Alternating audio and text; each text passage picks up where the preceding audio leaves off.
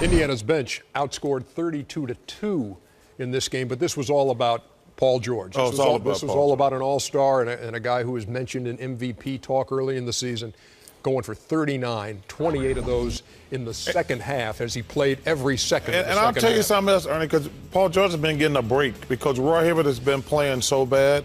Paul George has not played great during the playoffs. He's been getting a pass because Roy Hibbert has just been awful. But Paul George was fantastic tonight. And if they're going to go deep in the playoffs like they want to go, the two guys on their team who have to play well are Paul George and Lance Stephenson. They're the two guys who make this team go. Roy Hibbert is a good, solid player, but Paul George has to play like an all-star, and Lance Stephenson has to play like an all-star. They are firmly in the driver's seat now, up 3-1 and going back to the field house. Yeah, I was going to ask the panel a question. We all know the percentages of teams that lose the series when they're down 3-1. Only 8 teams have come back to win. So do the Wizards have enough fight to come back and possibly tie it, to possibly go to a Game 7, or do they have enough fight to win the series? Well, to me, it's all about the Pacers now.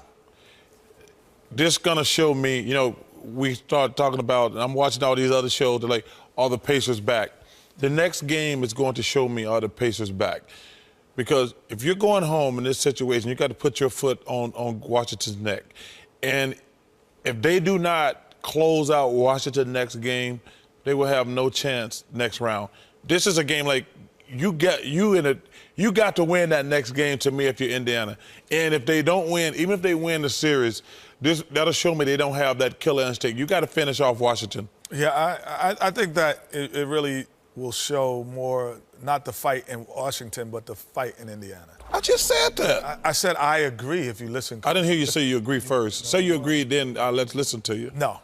But I think overall, I think, Shaq, your question, I think is valid. But the one thing that we've seen is inconsistency with Indiana. So I'm scared to say, there's inexperience on one side, but there's inconsistency on the other. So I'm scared to say that this 3-1 deficit is too much of a hole for Washington to fight out of. I just don't believe that it's not possible because of the – I mean, Roy Hibbert might be the guy we've seen at the beginning of the playoffs, you know, and that – yeah, I don't think you could put a finger on it. But he seems to have turned a corner. The Pacers seem to have turned a corner, and now it's a 3-1 lead.